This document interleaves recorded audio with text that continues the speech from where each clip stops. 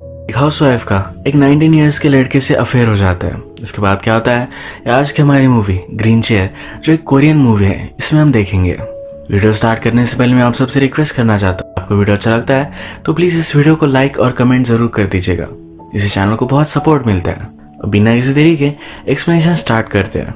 Movie start होती है और हमारे दो मेन कैरेक्टर मुनही और सुयू ये अभी अभी इंटीमेट हुए हैं, ये हम देख सकते हैं। मुनही ये एक हाउसवाइफ है और सुयन सिर्फ एक 19 इयर्स का एक लड़का।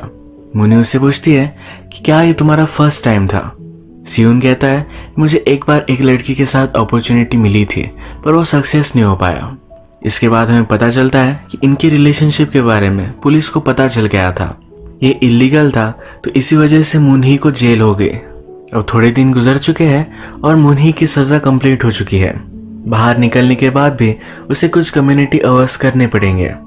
मुनही और पुलिस की जब बात होती है तो हमें पता चलता है मुनही के हस्बैंड ने उसे छोड़ दिया है।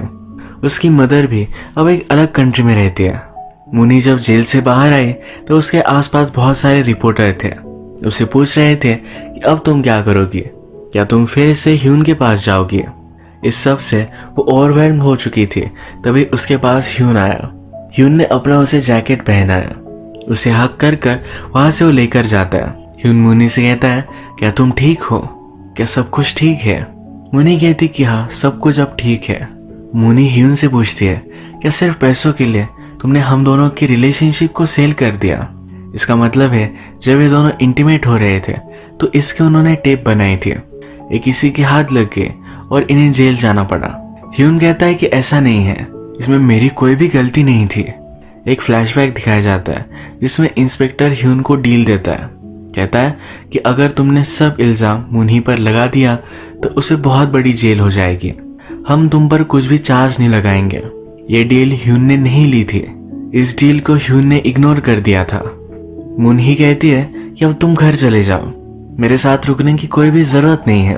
ह्यून कहता है कि मुझे यही रुकना है, मैंने तुम्हें बहुत मिस किया था। उसने आगे चलकर गाड़ी रोक दी क्योंकि उसके पास लाइसेंस नहीं है। वो मुनही को गाड़ी ड्राइव करने के लिए कहता है। इसके बाद ये बहुत ही हंग्री थे तो एक रेस्टोरेंट में खाना खाने के लिए आए। मुनही कहती है कि अगर तुम अब मेरे साथ रहना चाहते हो, शायद अगर हमने इस रिलेशनशिप को कंटिन्यू भी किया तो एक ना एक दिन तो ऐसा आएगा जब हमें ब्रेकअप करना पड़ेगा। तुम्हारा कुछ फ्यूचर है जो तुम्हें कंटिन्यू करना पड़ेगा। ह्यून कहता है ऐसा कुछ भी नहीं होगा, मैं हमेशा उसके साथ ही रहना चाहता है। मुनही 32 इयर्स की है और ह्यून 19 का, इससे उसे ज्यादा कुछ भी फर्क नहीं पड़ता। ये दोनों यहाँ नोटिस करते हैं कि एक रिपोर्टर इनका फोटो ले रहा था। ह्यून जाकर उस रिपोर्टर को कन्फ्रंट करता है। कहता है सोसाइटी सेक्स को लेकर बहुत ही हिपोक्रिटिकल है। आप दोनों आपकी रिलेशनशिप को किस तरह से देखते हो ये मैं रिप्रेजेंट करना चाहता हूँ। अगर तुम दोनों चाहो तो हम इसे नॉवेल में भी कन्वर्ट कर सकते हैं। ये दोनों ऐसा कुछ भी नहीं चाहते थे। ये रिपोर्टर उनका पीछा ना करे इसके लिए उसे बांधकर वहां से वो चले जाते हैं।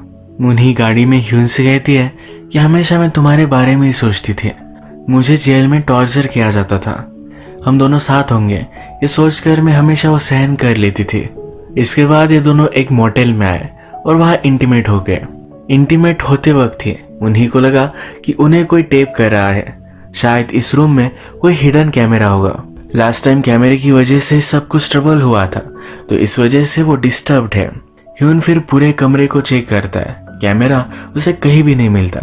ये जब डिनर करते हैं तो ह्यून बहुत ही मजे से खा रहा था। मुनही कहती है मुझे तुम्हारे लिए कुक करना बहुत ही अच्छा लगेगा। इसके बाद जब ये इंटीमेट होते हैं तो मुनही को ह्यून बहुत ही अजीब सा लगता है। उसे लगता है कि ह्यून बहुत सारी लड़कियों के साथ इंटीमेट हुआ है। वो इस चीज को लेकर उसे कन्फ्रंट करती है। इस पर उनका थोड़ा सा झगड़ा हो गया। मुनही फिर उसकी एक फ्रेंड जिसका नाम है सुजिन इसे कॉल लगाती है। अब वो उसके साथ जाकर ही रहने वाली है। मुनही ह्यून से कहती है कि हमारी जो भी रिलेशनशिप थी ये बहुत ही गलत है, हमने जो भी किया इसे एक सपना समझकर अब तुम भुला दो, हम दोनों का एक साथ कोई भी फ्यूचर नहीं है। ह्यून उसे कहता है कि प्लीज मत जाओ, हम कुछ ना कुछ फिगर आउट कर लेंगे। मुनही उसे फाइनली कहती है कि मुझे अब तुम भुला देना, तुम किसी अच्छी लड़की से मिलोगे, उसे शायद मेरे बारे में बताना भी मत। इसके बाद मुनही अपने फ्रेंड के पास आए। उसकी फ्रेंड का नाम है सुजिन। सुजिन का भी अभी अभी डिवोर्स हुआ है। यहाँ आने पर मुनही ह्यून को मिस कर रही थी। उसे कॉल कर कर पूछती है, क्या तुम सही से पहुंच गए? ह्यून कहता है कि हाँ। ह्यून अभी भी फोन पर उसे मनाने की कोशिश कर रहा है। मुन्ही कहती है कि अगर तुम मुझे जाने नहीं देना चाहते थे तो मुझे रोक लेते, मुझे गाड़ी में बंद कर देते। वो भी अब रिग्रेट कर रही है कि वो ह्यून को छोड़कर चली आई। ये फोन पर उससे बात ही कर रही थी, तभी ह्यून वहां पहुंच गया। ये उसे देखकर बहुत ही खुश है। इसके बाद ये सब मिलकर अच्छा सा डिनर वगैरह करते हैं। जब मुन्ही और सुजिन अकेले थे तो सुजिन मुन्ही से पूछती है ह्यून के साथ होना कैसा है। मुन्ही कहती है कि उसके साथ मुझे बहुत ही अलग लगता है, ये एक्सपीरियंस उसके लिए बहुत ही अच्छा है। मुन्ही को अपने कम्युनिटी आवर्स कंप्लीट करने हैं तो यहाँ के एक हॉस्पिटल में वो जॉब लेती है।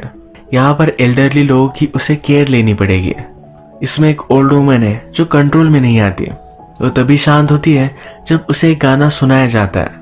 मुन्ही अपनी कलीग से कहती है क्यों ना हम ये गाना रिकॉर्ड कर ले, जिससे वो हमेशा ये गाना सुनती रहेगी।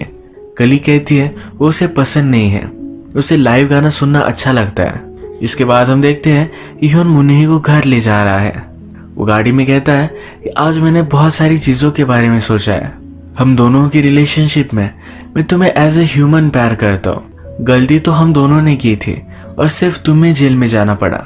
यह सब उसे बहुत ही गलत लगता है। अब 10 डेज में ह्यून एक लीगल एज का हो जाएगा। इसके बाद मुन्ही और ह्यून एक साथ रह सकते हैं। इन पर कोई भी ऑब्जेक्शन नहीं लेगा।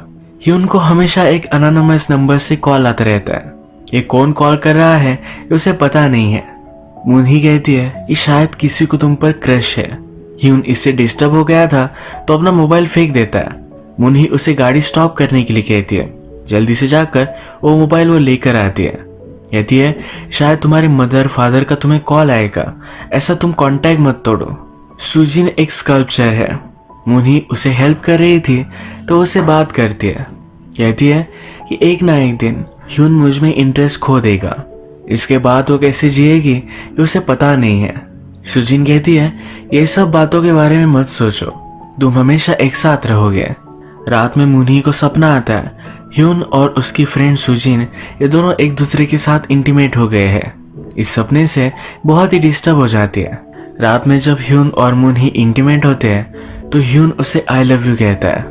इसके बाद मुन्ही उससे कहती है कि जब तुमने मुझे आई लव यू कहा तो मुझे बहुत अच्छा लगना चाहिए था।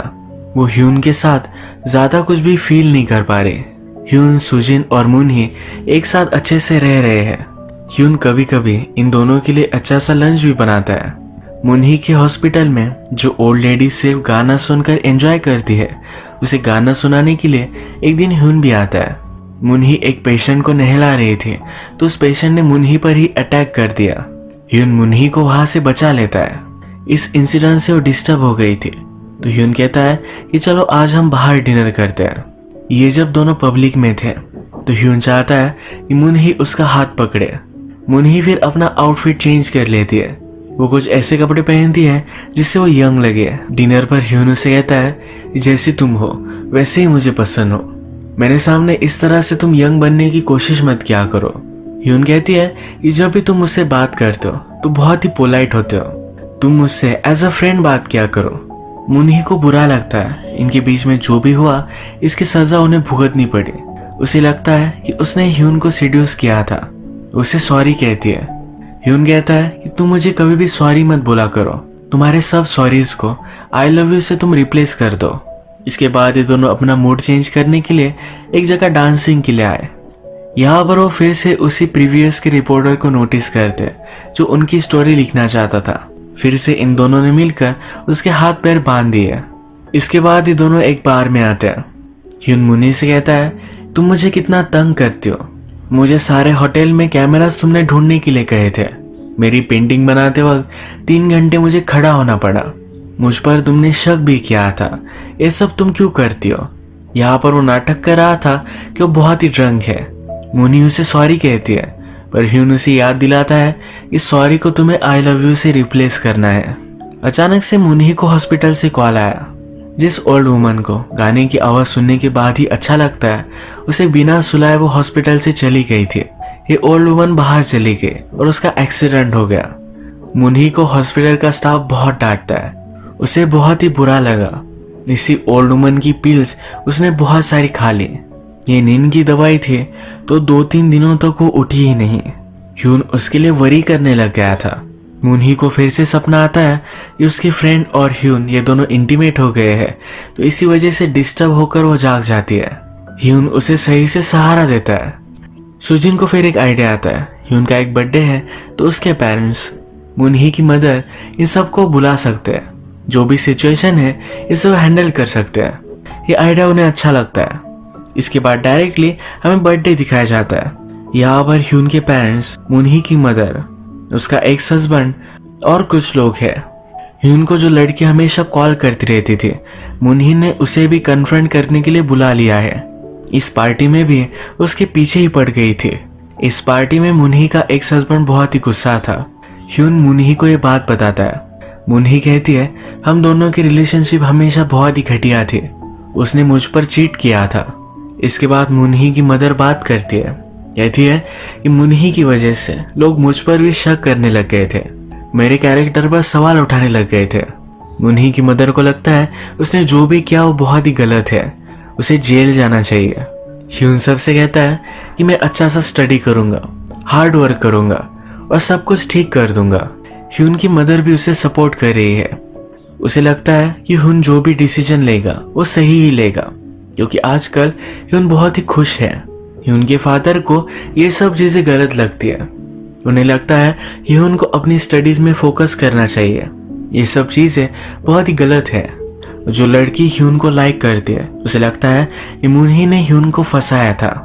वो ह्यून से डायरेक्टली बात करती है, कहती है तुम्हारी जो भी नीड है वो मैं कंप्लीट कर सकती हूँ। इसके बाद इस पार्टी से शांति पाने के लिए ह्यून और मुनही बाहर आ गए। इनके पास मुनही का हस्बैंड भी आता है। वो मुनही पर बहुत ही ज्यादा गुस्सा है। वो ह्यून से कहता है तुम्हें हमेशा इसके साथ बहुत ही केयरफुल रहना पड़ेगा, तुम इस पर ट्रस्ट नहीं कर सकते। मुनही कहती है तुमने कभी भी मुझे सेटिस्फाई नहीं किया, हमेशा मुझ पर तुम चीट करते आ रहे हो। उसका हस्बैंड उस पर बहुत ही गुस्सा हो गया था, उसे मारने वाला था, पर ह्यून मुनही को बचा लेता है। हस्बैंड और ह्यून में बहुत बड़ी फाइट हो जाती है। इसके बाद ये पार्टी इन दोनों के लिए बहुत ही ओवरवेलमिंग हो चुकी थी। ये सबको वहां से जाने के लिए कहते हैं, म्यूजिक लगाकर अच्छा सा डांस करते हैं। उसके बाद ये दोनों इंटीमेट हो गए। अब मूवी में थोड़ा सा टाइम गुजर चुका है। मुनही ने अब डिसाइड कर लिया है ह्यून की लाइफ में रहना ये कोई अच्छी बात नहीं है।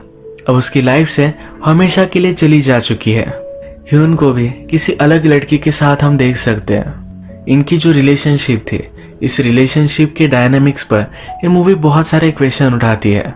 अलग अलग थिंकिंग से सोसाइटी के पॉइंट ऑफ व्यू हमें दिखाती है। फाइनली मुनही को ये सब चीज गलत लगी और उसने ह्यून को छोड़ दिया। इसी तरीके से मूवी एंड हो जाती है। अगर आपको वीडियो अच्छा लगा तो प्लीज इस वीडियो को लाइक कर दीजिएगा, इस चैनल को सब्सक्राइब कर दीजिए और बेल नोटिफिकेशन आइकॉन दबाने मत भूलिएगा। हम फिर से मिलेंगे और एक नई मूवी के साथ। तब तक के लिए थैंक यू और आप अपने आप का ख्याल रखिए।